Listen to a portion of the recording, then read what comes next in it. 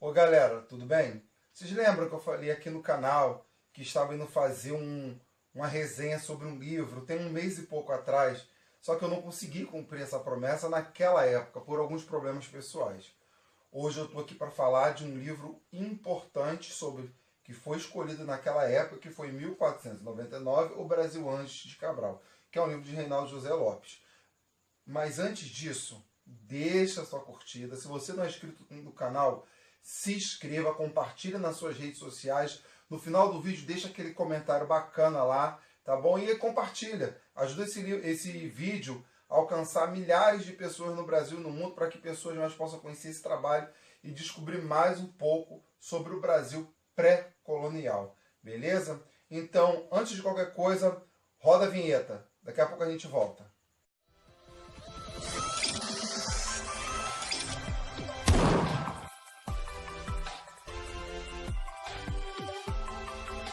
Então, galera, gostaram da vinheta? Deu um pouquinho de trabalho para produzir, parece que não, né? Mas deu. Mas eu acho que ficou bastante bacana. Depois vocês falam aí o que vocês acharam também da vinheta do nesse quadro dentro do nosso canal, que é na mira das resenhas, né? Nós vamos estar sempre escolhendo um livro, falando sobre ele, resenhando, e de preferência, né, em forma de vídeo para ficar bacana. Eu vou tentar ser bastante rápido nessa resenha, para não ficar muito longo. Então, como eu já falei sobre o livro, vocês estão vendo aí, Brasil 1499, O Brasil Antes de Cabral, que é um livro de Reinaldo José Lopes. Eu fiz algumas colinhas para não passar tão desapercebido. Quem é Reinaldo José Lopes? A imagem dele vai aparecer para vocês aqui agora. Tá vendo esse homem? Reinaldo José Lopes, ele é um repórter, né, do jornal Folha de São Paulo. Ele foi o ganhador no 30º Prêmio José Reis de Divulgação Científica e Tecnológica no ano de 2017. E porventura nessa categoria, né, jornalista em ciência e tecnologia, ele ganhou esse prêmio e foi vencedor. Então não é uma pessoa qualquer, né, galera? É uma pessoa que tem um peso, tem uma bagagem, é um cara historiador, é um cara, um jornalista, ele corre atrás dos fatos, corre atrás das verdades. Então, assim, eu gostei muito desse livro. Como eu já falei outra época para vocês, tinha ele em PDF, mas resolvi comprar a versão impressa, que por sinal está bem baratinha na Amazon. Dá uma procuradinha lá, tem bastante coisa bacana na Saraiva, vocês vão conseguir esse livro. Esse livro dele, gente, já começa falando o seguinte, né? Que ele começa a falar sobre o conceito dos tupinambá, porque é muito corriqueiro no dia a dia dos portugueses, dos brasileiros, nós falarmos sobre os tupinambás. Ele já vai começa a corrigir nessa expressão, e lá por volta do capítulo 6 ele torna a falar sobre isso de novo, que não é os tupinambás, não é no plural, é os tupinambá, porque essa palavra ela tem um significado que ela não se desculpa aí, vamos embora de novo. Ela não entra no sentido, né, na forma plural, vamos falar assim, ela fica no singular. Então, assim, a gente fala, ele estuda português e tal, mas a gente tem hora que a língua da gente enrola um pouquinho mesmo. Enrola. Então, assim, o livro é bastante bacana, gente, é bastante bacana. Ele vai falar sobre como era esse Brasil pré-colonial, o que havia aqui no Brasil. A gente tem aquela teoria de que esses portugueses chegaram, né, chegaram os catequeses e tinham os índios, e todo mundo era índio igual, e não é bem assim. Havia uma diferença de etnias entre os próprios índios, havia uma pluralidade, né, uma pluralidade cultural dentro do Brasil antes da chegada dos portugueses. Muito antes. Né? Quer dizer, se você lembra da... Bota a imagem aí. Essa imagem. Luzia. Né? Ela foi encontrada lá em Lagoa Santa, em Minas Gerais. E não só ela sozinha, foi vários outros fósseis. Luzia, ela teve recentemente, estava recentemente lá exposta no Museu Nacional, que pegou fogo e tal. Mas, assim, foi um incidente, né? Uma coisa muito grave para a cultura do Brasil, mas que vai ser praticamente irrecuperável. Mas assim, Luzia, ela foi encontrada ali, é um fóssil de mais de 15 mil anos de idade, assim, ela é muito antiga, ela remonta assim, a etnia dela, né, através de pesquisadores que estudaram, mas dizer que ela é lá daquela época, vem lá do continente africano, quer dizer, chegaram, mas não chegaram aqui agora, tipo, eu digo agora que sim, 1.500 anos atrás, 1.500 e poucos anos atrás, não. Eles chegaram aqui há muitos mil anos atrás, através das colonizações, através de andanças lá pelo norte do continente europeu, passaram ali por cima daqueles tópicos, daquele gelado, de ilha em ilha ali e tal, chegaram na América lá por cima da Groenlândia, Canadá, Estados Unidos, né? México e até chegar por aqui. Isso o pessoal andava naquela época, né? Então assim, ali eu até anotei aqui porque é difícil de lembrar, na Serra da Capivara do Piauí, nós temos pesquisadores estudando ali, pesquisando, tem um centro arqueológico ali que vai nos mostrar que tem coisas ali que eles têm encontrado que tem mais de 25 mil anos de idade. Quer dizer, já existiu toda uma cultura de pessoas aqui, né? Até mesmo entre os índios, vamos voltar agora mais um pouco para o presente, entre aspas, né? Quando os portugueses chegaram aqui, antes deles chegarem, antes de Cabral chegar aqui, até mesmo entre os índios havia uma diversidade muito grande entre as aldeias indígenas, porque existiam as tribos indígenas, existiam as aldeias indígenas que pertenciam a determinadas tribos indígenas, e cada tribo indígena tinha uma cultura diferente uma da outra, né? Os historiadores vão nos deixar aí claro, nesse livro então de Reinaldo José Lopes, vai nos falar sobre estradas com dezenas de metros de largura, ou seja, não tinha 10 metros de largura uma estrada, tinha 10, 20, 30 metros de largura de estrada. Para quê? Porque existia uma densa rede de comércio, gente. Havia, assim, uma política entre eles muito grande. Eu até anotei aqui as sociedades com hierarquias políticas complexas. Quer dizer, havia as hierarquias, né, complexas entre os índios naquela época. Havia um enriquecimento cultural muito grande que com o tempo acabou sendo disseminado, nem disseminado, né, começou a ser aniquilado, começou a sumir dos grandes livros de história, do que é ensinado nas escolas. Nas escolas é ensinado uma versão muito chula do que realmente aconteceu naquela época, né?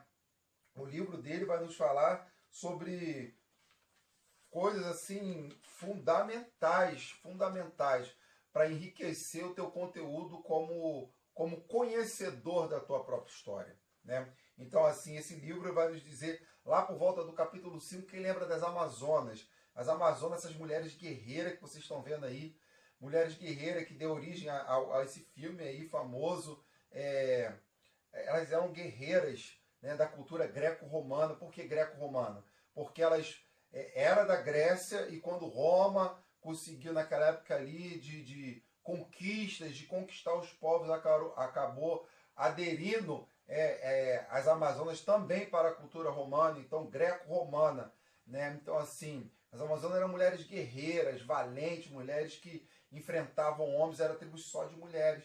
E quando alguns navegadores começaram a navegar pelo aquele rio caudaloso, quando eles se embrenharam pelos interiores do Brasil, né, do novo continente, do novo mundo, então assim, eles descobriram muitas mulheres, assim, descobriram tribos de mulheres indígenas, que eram só compostas de mulheres guerreiras que atacaram, matavam homem, tinha a cultura dela ali enriquecida, e eles falaram, nossa, se assemelha muito às Amazonas. E aquilo marcou tanto aqueles desbravadores, né? Aqueles homens ali, aqueles navegadores do rio ali, e quando eles tornaram para os seus líderes e foram relatar ali, fazer aquele relatório do que eles tinham encontrado, acabou que aquele rio acabou ganhando esse nome, foi batizado de Rio Amazonas, em homenagem às Amazonas que haviam aqui no Brasil, porque aquelas mulheres se assemelhavam muito às Amazonas que existiam na cultura greco-romana, né? Que eles já haviam ouvido falar, já tinham lido sobre ela nas mitologias, e de repente se deparam com ela no Novo Mundo. Opa, no Novo Mundo, Amazonas. Então, assim, eles acabaram batizando o rio, e posteriormente ganhou o nome, o estado do Amazonas também ganhou esse nome graças a essas mulheres lá da cultura greco-romana. Então acabou sendo batizada aí dessa maneira. Mas já havia essas mulheres aqui. O livro vai nos falar sobre muitos contextos históricos, contextos biológicos, contextos voltados voltados para a área de genética, história, geografia política. É um livro muito bom. Falando assim, para vocês que não curtem muito essas áreas de geografia política, parece que é chato, mas não é. Da forma que ele desenrola, deixa você muito à vontade, muito afim de ler. Então eu recomendo muito essa leitura. Vocês não vão se arrepender, vocês vão se enriquecer de formas maravilhosas. O livro vai falar sobre os geoglifos, que são aquelas marcas que a gente costuma, semelhante àquelas marcas que é achada em plantação, foi OVNI que deixou, não foi OVNI, mas vai falar sobre geoglifos. Geoglifos são marcas que são deixadas no solo, na terra. Então, assim, aqui no Brasil tinha muito semelhante àquelas linhas de Nazca, no Peru. Assim, são muitas coisas que você vai encontrar nesse livro aqui, que vai enriquecer, você vai descortinar a sua visão, o seu cérebro, vai abrir o seu cérebro para que Brasil é esse? O Brasil maravilhoso que havia aqui antes de Cabral chegar e que devagar ele foi perdendo a sua força, nós fomos perdendo um pouco da nossa identidade, né? Assim, os índios foram perdendo a sua identidade para a chegada do pessoal lá dos europeus, quando eles chegaram aqui no Brasil. Então, quando você pega esse livro para ler, você fica enriquecido culturalmente de uma forma que você não pode imaginar. Eu poderia falar muito mais assim de coisas que iriam te incentivar a ler o livro, mas eu acho que tudo que eu falei aqui já é tão importante, eu fico com medo de falar sobre coisas que estão aqui dentro, que vai quebrar um pouco os paradigmas e você vai falar assim, poxa, cara, que é isso? Então, assim, só isso que eu falei, essa dica que eu falei das Amazonas, quando vocês lerem, vocês vão ficar de boca aberta. São muitas coisas bacanas. O livro tem essa jogada de folhas de páginas assim, cinzas, entendeu? Que vocês vão lendo. Tem o título, já tem algumas ideias. A gente remonta, tá vendo, de 8.000, você não está vendo, mais 8.501 anos antes de Cristo até 1499, que aconteceu nesse percurso. Como que era o Brasil nessa época. São coisas que vocês vão ficar boquiaberto. A tua visão sobre o Brasil vai mudar de forma assim 100%. Não vai nem ser 90%, 100% vai mudar o teu conceito. Então, assim, o livro é muito enriquecedor, vai nos falar até mesmo a questão dessa terra preta, sabia? Essa terra preta que a gente usa para adubar jardins, hortas. É uma coisa que só existe no Brasil, gente. Começou aqui, já tinha aqui quando estudaram sobre a formação dessa terra tão rica em nutrientes, né? Que qualquer coisa que a gente joga ali, qualquer semente que joga, você consegue ter uma evolução ali daquela semente, dela germinar, dela nascer. Até isso é brasileiro, entendeu? Então, assim, são coisas que você vai descobrindo nesse livro, você vai ficando impressionado. E o ponto-chave, assim, um ponto drástico do livro começa lá no capítulo 7, que é o epílogo, né? É o desfecho de tudo isso que você vem lendo, capítulo 1, 2, 3, 4, 5, capítulo 6. Quando você chega no capítulo 7, é o epílogo, é o desfecho de tudo isso, né? E o título do capítulo 6 é Porque o Brasil Pré-Histórico Foi Derrotado. Entendeu? Assim, não é uma pergunta, né? Ele deixa assim, porque é uma resposta praticamente. Por que o Brasil pré-histórico foi derrotado? O que houve sobre isso? E o começo eu acho interessante, eu até destaquei aqui, que fala assim, o aço, vou ler aqui, tá? O aço das espadas, a pólvora de seus canhões ajudaram na conquista do território brasileiro, mas foram os micro-organismos trazidos pelos colonizadores que ajudou na conquista desse colosso de terra. Então, assim, muitas guerras foram travadas entre os índios e os portugueses, os colonizadores, né? Tivemos problemas com a Espanha também, né? Então, assim, não só com Portugal, assim, né? Então, assim, tivemos muitos colonizadores que chegaram aqui, que se declararam donos das terras, houve bastante brigas por território, mas, assim, os índios ganharam algumas lutas, sim, mas o que mais deixou, né, o que mais contribuiu para a derrota do Brasil pré-histórico, né, pré-colônia de Portugal, foi os micro-organismos trazidos pelas pessoas, né? Assim, embora os índios tivessem uma cultura, né? Assim, hoje nós podemos dizer assim, muito, né, vegano, né? Sim, mas eles têm conhecimento sobre a importância dos alimentos, da carne, da proteína, também dos vegetais, né? Então, assim, eles têm tinha esse equilíbrio entre eles, tinha esse conhecimento, sim, do que fazia bem, do que fazia mal, da medicina alternativa, né? Que ele vai lá, pega aquela erva, sabe para que funciona, para que não funciona, o que combate, o que não combate. Não num domínio tão amplo quanto se tem hoje, mas tinha um conhecimento muito forte. Mas mesmo assim, tudo isso não foi suficiente para combater as doenças que acabaram chegando aqui no Novo Mundo, infectando esse povo e fazendo com que muitos morressem de doenças, entendeu? Que foram trazidas pelos colonizadores. Então, assim, 1499, O Brasil Antes de Cabral, é um livro que eu super recomendo a leitura. Podem ler o livro, vocês não vão se arrepender.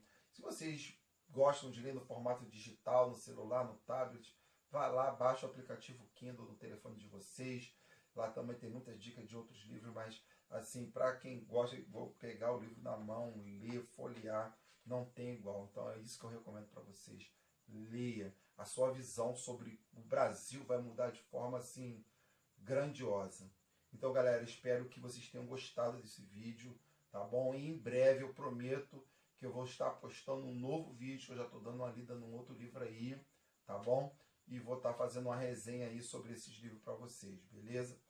E nos vemos então até o próximo Na Mira das Resenhas, beleza? Tchau, tchau, galera. Um abraço e um beijo no coração de todo mundo.